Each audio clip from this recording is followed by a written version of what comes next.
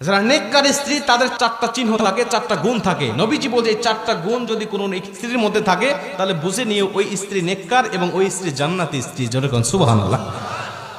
দেখেন তো আপনার স্ত্রীর মধ্যে মেলে কিনা এই চারটা গুণের কয়টা গুণ আপনার স্ত্রীর মধ্যে আছে? মা বোনেরা আপনারা একটু মিলান নিজের সাথে, যে চারটা চিহ্ন বা চারটা গুণ এর মধ্যে আমার কয়টা আছে আর কয়টা নাই। যেটা নাই সেটা আপনি আমল করার চেষ্টা করেন। প্রথম নম্বর, নবীজি বলছে যেই স্ত্রী কথাবার্তা বা অঙ্গ ভঙ্গি দিয়ে সবসময় তার স্বামীকে খুশি রাখতে চায়, সন্তুষ্ট রাখতে চায়, হাসাতে চায়, আমি নবীজি বলছি ওই স্ত্রী আদর্শবান স্ত্রী। যেরকম সুবহানাল্লাহ। অঙ্গভঙ্গি দিয়ে, হাসি দিয়ে, বিভিন্নভাবে কথাবার্তা দিয়ে স্বামীকে হাসি খুশি রাখতে চায়, সন্তুষ্ট রাখতে চায়, নবীজি বলছে ওই স্ত্রী সবচেয়ে আদর্শবান। আপনি মিলান তো আপনার স্ত্রী আপনাকে হাসায় কিনা, আপনাকে সন্তুষ্ট রাখতে চায় কিনা, নাকি সবসময় মুখ গোমরা করে রাখে?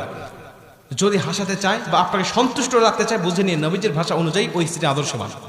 2 নম্বরে নবীজি বলছে তুমি যখন বাহির থেকে আসবে তখন তোমার স্ত্রী সংসারের কাজগুলোকে সামান্য সময়ের জন্য স্থগিত করে তোমাকে সময় দেয় কিনা। আদর্শবান স্ত্রী সাময়িক সময়ের জন্য সংসারের কাজগুলোকে স্থগিত রেখে বা একটু স্টপ রেখে তখন স্বামীকে সঙ্গ দিবে। বাইরে থেকে আসছে জুতাটা খুলে দিবে, জামাটা খুলে আলনার উপর রেখে দিবে, এরপরে কি লাগবে গামছা মুখ ধুয়ে আসছে ওয়াশরুম থেকে টাওয়ালটা আগায়া দিবে, তার কি দরকার এদিকে সে মনোনিবেশ করবে। নবীজি বলছে যখন আদর্শবান স্ত্রী এটা করবে আল্লাহ পাক তখন ওই স্বামীর মধ্যে স্ত্রীর জন্য মোহাব্বত ঢেলে দিবে। জোরে কোন সুবহানাল্লাহ।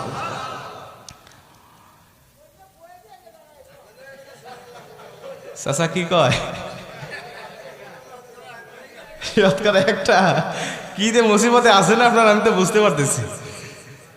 তো এইটা হলো 2 নম্বরে, তার মধ্যে 2টার মধ্যে 2টাই নাই, এটাই তো। আচ্ছা 2টা ফেল। গাজীপুরের মায়েরা আপনাদের দুর্নাম হয়ে যাচ্ছে কিন্তু।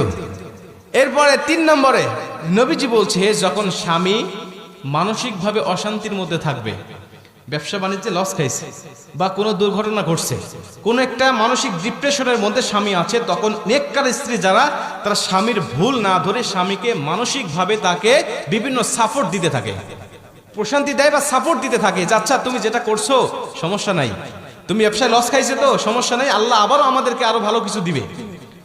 আর যারা বদকার স্ত্রী তারা বলে আমি কইছিলাম তোমাকে এটা না করার জন্য, আমি কইছিলাম এই ব্যবসাটা না করার জন্য, আমি কইছিলাম অমুক জায়গায় না যাওয়ার জন্য, তুমি আমার কথা শোনো না, এখন কেমন লাগে দেখো।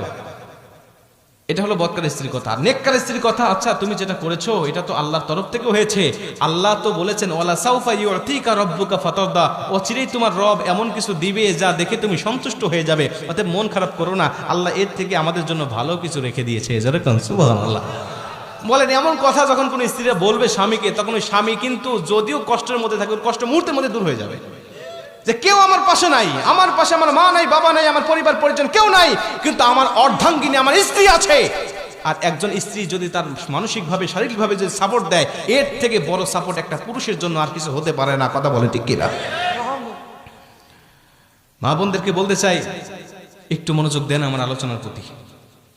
এটা হলো 3 নম্বরে যে তাকে শারীরিকভাবে মানসিকভাবে তাকে প্রশান্তি দিবে। 4 নম্বরে নেককার স্ত্রী গুণ হলো নবীজি বলছে তার স্বামী যখন কোনো বৈধ কাজের আদেশ দিবে তখন স্ত্রী সর্বাত্মক চেষ্টা করবে ওই বৈধ কাজটা পালন করার জন্য। যে কোনো আদেশ যদি বৈধ হয়, এখন যদি কোন তোকে চল সিনেমায় নিয়ে যাবো সিনেমা দেখার জন্য, তখন নেককার স্ত্রী যাবে না।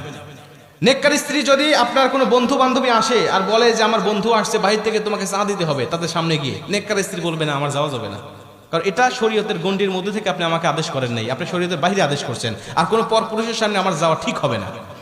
ঠিক হবে? কোনো আদর্শবান পুরুষ কখনো বন্ধুদের কাছে বা পরপুরুষের কাছে তার স্ত্রীকে পাঠাইতে পারে না। কারণ আমি পারতপক্ষে আমি চিন্তা করি আমার স্ত্রীকে কেউ বোরকার উপর দিয়ে দেখলে আমার হিংসা হয়, আমার স্ত্রীকে কেউ বোরকার উপর দিয়ে যদি একটু নজর করে তাকিয়ে থাকে তারপরে আমার হিংসা হয় যে ও কেন দেখলো এতক্ষণ ধরে, এটা আমার হিংসা হয়। আর আপনি আমার স্ত্রীকে আপনি খোলামেলা করে আপনি পরপুরুষের কাছে দেখান। অনেক যুবক আছে নতুন বিয়ে করার পরে ফেসবুকে ছবি আপলোড না দিলে ওর ঘুমই হয় না, ওর বাসর রাতই হবে না যদি ফেসবুকে আপলোড না দেয়।